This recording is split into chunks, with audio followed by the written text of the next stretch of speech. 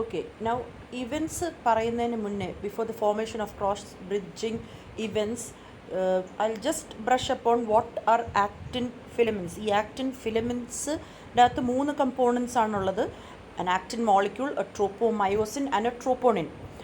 actin filaments നമ്മൾ purple തിക്കായിട്ട് എന്തുവാ ട്വിസ്റ്റഡ് ആയിട്ടിരിക്കുന്ന ഒരു മോളിക്യൂളായിട്ട് നമ്മൾ കാണിച്ചായിരുന്നു ഒരു ഡയഗ്രം. പിന്നെ tropomyosin, a yellow rope like which is bound around this actin molecule, tropomyosin, and troponin are the purple ones that is attached to this actin filament itself. അങ്ങനെ 3 components ആണുള്ളത്: actin molecule, a tropomyosin and a troponin. ഇനി ഈ ട്രോപ്പോണിനിൽ തന്നെ 3 എണ്ണം ഉണ്ട്: troponin I, T and a C.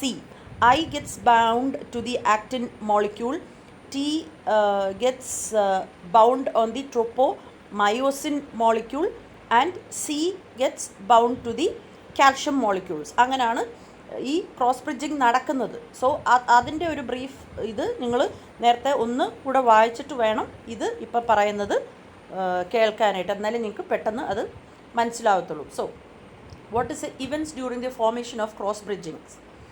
In the resting state, ഈ cross bridgings ഒരിക്കലും attached അല്ല. ദാറ്റ് ഇസ് മയോസിൻ ഹെഡ്സിൽ മയോസിൻ ഫിലമെൻറ്റിലുള്ള ഈ myosin heads they are not attaching to the actin filament. So in the resting muscle, no cross bridgings are formed since the troponin I is lightly bound to actin and tropomyosin covers the actin sites where myosin heads bind to actin. Okay, so ഇത് അടഞ്ഞിരിക്കുവാണ്. ഈ resting സ്റ്റേറ്റിൽ ഈ എവിടാണ് ഈ myosin heads attach ചെയ്യേണ്ടത് ആ attaching sites അടഞ്ഞാണ് ഇരിക്കുന്നത് due to the troponin I. ഇനി എന്തുവാ ഇത് തുറക്കുമ്പോഴാണ് ഈ ഹെഡ്സ് വന്ന് അറ്റാച്ച് ചെയ്യുന്നത്. therefore the tropomyosin complex constitutes a relaxing protein which inhibits the interaction between the actin and myosin, because the troponin tropomyosin complex അത് രണ്ടും കൂടെ കമ്പൈൻ ചെയ്ത് നിൽക്കുന്ന ആ ഒരു സ്ഥിതിയിൽ ഈ സൈറ്റ്സ് അടഞ്ഞിരിക്കും, the actin sites. So actin heads ചെന്ന് എന്തുവാ മയോസിൻ ഹെഡ്സ് ചെന്ന് ആക്റ്റിനുമായിട്ട് അറ്റാച്ച് ചെയ്യാതിരിക്കാനായിട്ട് ഒരു കവർ ഫോം ചെയ്യും.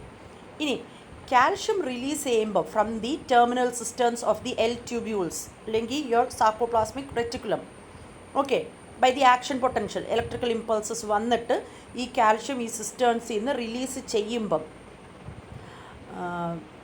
ദ ട്രോപ്പോണിൻ സി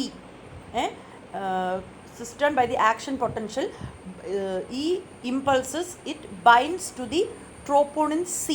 ഈ calcium molecules which are being released from the cistern, they get released and get attached to the troponin C, which causes the binding of this troponin I to actin.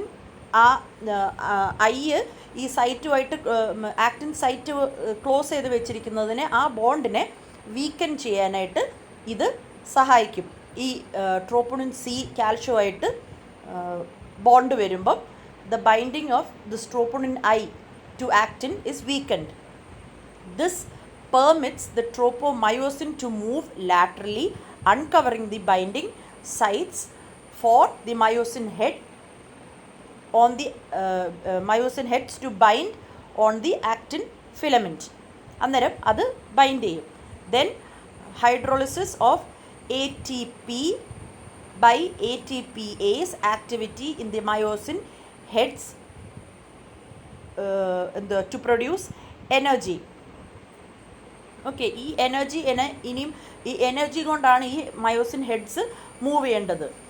ഇനി അതെങ്ങനെയാണ് നടക്കുന്നത്? 7 myosin binding sites on the actin filament are uncovered for each molecule of troponin that binds a calcium.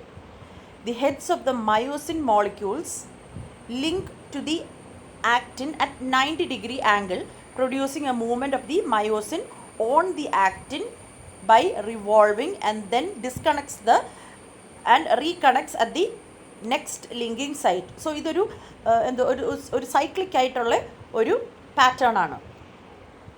See, this is how it happens. The myosin heads gets attached to the actin and it slides it forward. Okay, this is the diagram of your cross bridging of your myosin head on your actin filament.